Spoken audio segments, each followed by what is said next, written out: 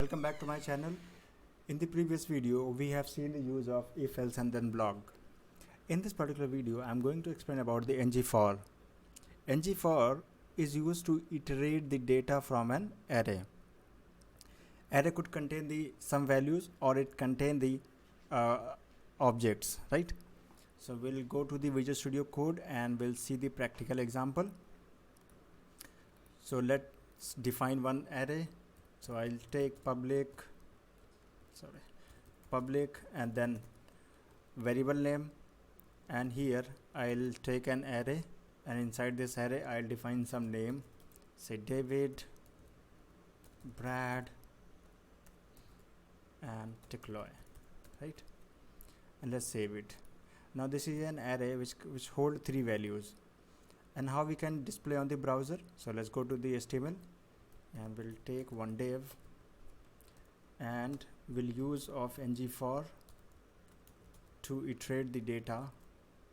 Let is an keyword d of data, and we'll use of interpolation to show the data on the browser. We'll save it and let's run the command ngserve to show the result on the browser.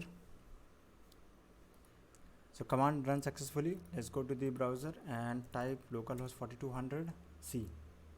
Now I can see all the name on the browser, right?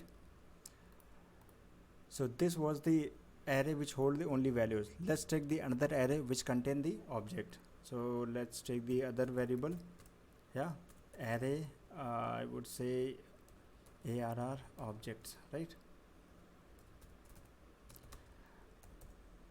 And we'll take one property called name, and we'll define David as an age, I'll say 40. So this is how we declare the array containing object, right? Let's say Brad, same area. Okay, let's change the 44 and comma, paste it. We'll say 50, right? Save it. Now copy and paste here and copy the name of array.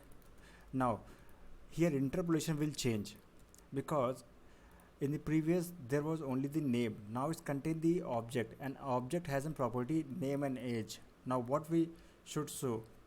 So the first could be I will show the name, and then second I'll show the age, right? So let's save it. Go to the browser, it will refresh automatically, and see.